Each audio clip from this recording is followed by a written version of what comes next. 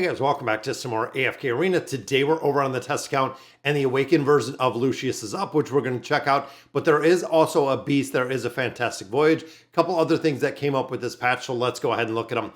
First of all, I did want to look at the beast, and right there it is, guys. Looks kind of weird, kind of unusual with an ice crown. It's almost like a flying face with long icy hair. Almost reminds me of the Chimera skin that we got a while ago. But overall, we're going to have to see the impact of the beast. Now, when you look at the beast resonance, you're looking to aim and getting to beast level 12. So resonate level 12 is what you're looking to do kind of as a baseline for all of your beasts, which means when the ice crown comes out, you will automatically get this beast at level 12, which is awesome. And then kind of going on building out specific beasts all the way to 18 after that point. Once you get them to 18, you can get all of them to 18. Let's see exactly what this beast is going to do here, guys. At the start of battle, Ice Crown lies dormant in the ice on the allied side of the battlefield. When Ice Crown actively casts Glacial Algae, they break out of the ice and rains 3 hails of shard down on the battlefield, each dealing beast damage equal to 250% of the attack rating to all enemies. So similar to the ultimate for Chimera, it is going to affect everybody. Grants a frost shield to allied heroes that lasts for 8 seconds and dispels most debuffs. That's going to be huge for PvP. Heroes affected by the frost shield are immune to damage from enemy summons and beasts. That is incredible. So from enemy summons, and 30% of the damage they receive from enemy heroes absorbed by the Ice Crown up to 25% of max health. Absorption is reset when Ice Crown actively casts Glacial Algae.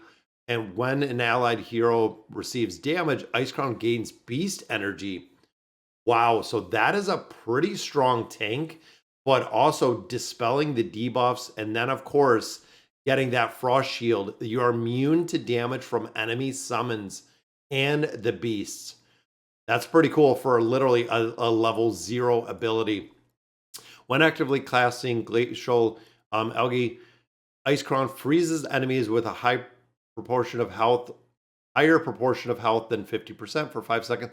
Now she's got crowd control. Whenever an enemy frozen this way receives 1 instance of damage, extending the free duration 0.5 up to 3 seconds. If an enemy resists or is immune to the freeze, permanently reduces their tenacity. So you're going to have the ability to actually freeze them in the future, which is kind of crazy. Level 12, at the start of battle, the Ice Crown lies dormant, absorbing 70% of the damage received by allies up to 50% of their max health. So at the beginning of battle, you are going to have an absorption for damage, meaning burst is going to be really hard to do. When the damage absorbed reaches limit or 6 seconds after start of battle, Ice Crown immediately breaks through the ice and casts the ability without using beast energy. Wow, that is kind of crazy. And then, of course, the 18, which we ultimately want to get to. Frozen enemies lose 70 crit block rating and 15 crit damage resistance points. That means your team is going to be doing more damage overall. Very, very interesting beast to see. At the start of battle, Ice Crown covers the surrounding area in frost for 6 seconds, reducing the haste of enemies by 60 points. That is a massive haste reduction right there. Increase the damage absorbed by Ice Crown's frost shield the next time Ice Crown actively gains Glacial Algae. It deals bonus beast damage equal to a proportion of the damage absorbed, and the absorbed counter is reset. And then, of course, this is going to be when an enemy hero becomes frozen or unfrozen, inflicts frost on nearby enemy heroes, reducing their haste by 30 points for 3 seconds. So this one is just going to absolutely cool down battle, having a lot of haste reductions, but also having crowd control, which is going to be awesome, and that immunity. The Ice Crown is going to be a beast to absolutely get, guys. Now, in addition, I want to see what this actually looks like and run through the skills that we have here for the awakened version of Lucius, because we haven't been able to see the actual numbers. Now, of course, when it comes to the hero itself, just looks like an absolute monster. When I think of like King Arthur, and just the armor overall is just old school heavy plate mail, which is really cool to see. Let's run through this. So the ultimate skill, Divine Radiance. Now remember, we've seen these skills, but we didn't see a lot of the percentages, or a lot of places didn't have them. Lucius holds his weapon aloft when he enters abundance radiant state for 7 seconds. So ultimate's going to go off for 7 seconds, during which the light deals damage equal to 200% of the attack rating to nearby enemies every second. So you're going to get 7 iterations for the 7 seconds. In addition, nearby ally units gain a blessed shield of 600% of the defense for 7 seconds. He is immune to crowd control during that time. Level 2, the shield value is increased by 10% of the target's lost health and cannot exceed 300%. Damage is increased by 10% of the current health cannot. So they did cap it on both sides. Before using Divine Radiance for the first time, Lucius' energy recovery rate is increased by 40 points, and he is immune to prevent or to effects that reduce energy. So you essentially can't stop him from ulting, which is pretty cool for the very first time. So throwing on this massive shield. Unwavering Devotion. When the skill is used, the ally with the lowest health percentage has less than 50%, then Bodyguard is used. So again, this is going to be an either or situation where if you have an ally with less than 50% health, then Bodyguard is used. Otherwise, Assault is used, which of course is going to be his damage. So Bodyguard, he taunts surrounding enemies in a large area for 6 seconds, while granting a blessed shield equal to 1,000% of his defense rating to himself and to the ally. So essentially, he's saving the ally with that 50% or less health. Or he uses Assault, slashes several times the enemies in front, dealing 3 strikes of damage plus equal to 200% of the attack rating, plus 1 strike, which knocks back the enemies. And then, of course, we have the 2, 3, 4, and with the plus 5 and 6 because of the higher level signature item. So the strike that breaks the blessed shield will deal no damage. So that is going to be another kind of immunity for him. When an allied has a blessed shield, gains another blessed shield, 80% of the shield value is now a healing aspect. When an ally that has a blessed shield suffers an energy reduction rate, 80% of the energy reduction will be recovered after 2 seconds. Each time Bodyguard is used, he gains 10 points of damage resistance. Very nice. Each time Assault is used, he gains 10 points of physical pierce. It can stack up to, each of them can stack 4 times. So 40 points of damage resistance and 40 points of physical pierce. Using Divine Radiance refreshes the cooldown of Unwavering Devotion. So if he uses his ultimate skill, it is going to reset this. I'm thinking how fast he could cycle through this to have the shields as well as kind of boosting up himself. Now, the Scorching Judgment, Lucius' weapon is empowered by Divine Light. After every 2 normal attacks, the next normal attack will be enchanted. Enchanted normal attacks deal damage equal to 320% of the attack rating, knock down enemies, and apply Divine Judgment, reducing the target's attack rating by 40% and their crit rating by 40 for 5 seconds. Lucius deals 40% more damage to enemies affected by Divine Judgment. Now the question is, how long is that Divine Judgment going to stay on there? When an enemy affected by Divine Judgment suffers Divine Judgment, again, they suffer health loss equal to 250% of his attack rating. So the higher attack rating, more damage this is going to do. When Lucius is affected by Abundance Radiance, the damage boost is increased to 80%, and the damage from Divine Radiance and Unwavering Devotion applies the Divine Judgment effect on the enemies, which means this is going to be on a lot of enemies, and that's going to give him that 40% buff.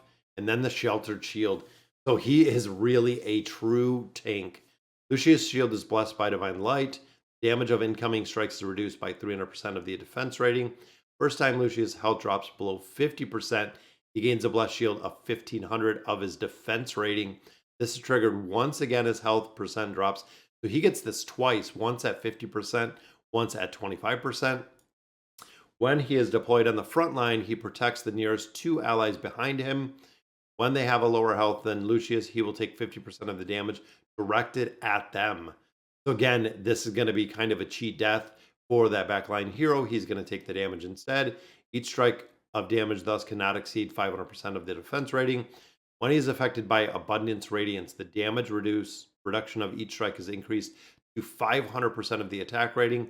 And all allied heroes protected by Lucius also gain a damage reduction effect, which is very cool. Again, it doesn't tell us exactly how high it is for the damage reduction. Then, of course, the SP effect. Now, this was the one that was kind of in question. Lucius gains additional attribute bonuses, so it is just him. So if you're running this SP effect, it is only going to affect him in its entirety. So attack rating is increased by 100% of his initial defense rating. Crit rating is increased by 100% of the crit block rating. Crit damage amplification is increased by 100% of his crit damage resistance. So with that being said, this is the question that a lot of players had is right here. So attack rating is increased by 100% of his initial defense rating.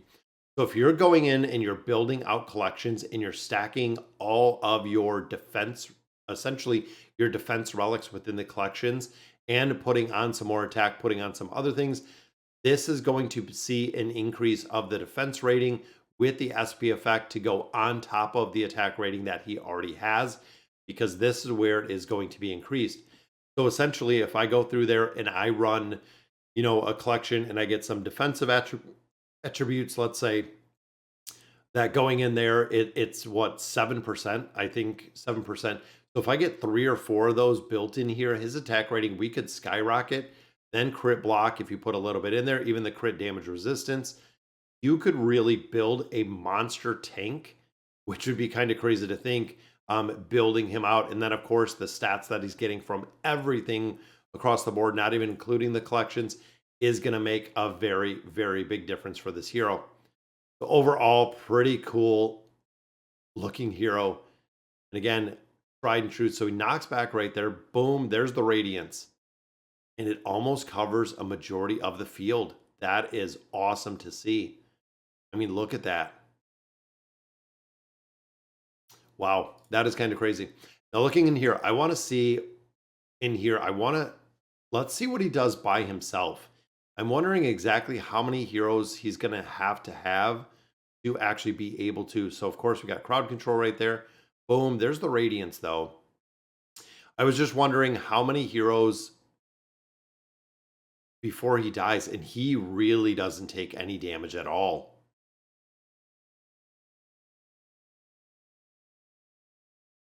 Wow. Even with the crowd control, energy disintegration, everything else that we have in there. And again, this is pretty basic. I mean, look at that. The whole entire 100% ultimate ability from Zekus did almost nothing to him. Wow. That is incredible. I was thinking about this, and I was like, I wonder if he can just literally do it by himself with an SP hero. So that's going to be a big, big difference on how strong he is. I know here he's built, but again, they're all built as well. That is incredible. So look at the healing, 1.21 million, 13 million damage, 13 million damage taken. Wow, that is incredible. He can literally solo it. And I was thinking, even if you went in here and you built a team around him, it's going to be pretty broken, because remember, when the heroes are in the back, he is going to protect them. So literally, if you're adding a couple other heroes, we have a couple light bearers in here, but running double tank, running some attack rating boosts, it seems like he's going to be just a monster to deal with, to be able to kill in a formation. Yeah, that is really cool. And look at all the shields. I know there's a lot of heroes now that disintegrate and take off shields, but overall, it's going to be very interesting to see where he comes in at as far as that. Now, in addition, guys, we also do have the new Thrilling Voyage that is up. I'm not going to run through there, but I just wanted to make sure going through the Fantastic Beasts. So the Snowbound War Cry, the Beast Rearing, of course, is going to be up. So get your beast food out of there. This is the one that we're looking at. So we do have a lot more of our time emblems in there. And then, of course, the Cry of Glory and the Gift of Time is up to get your free 50 out of there. So very cool. So all right, guys, so that's going to do it for today's video. Let me know in the comments what you guys think. And as always, thank you guys for watching.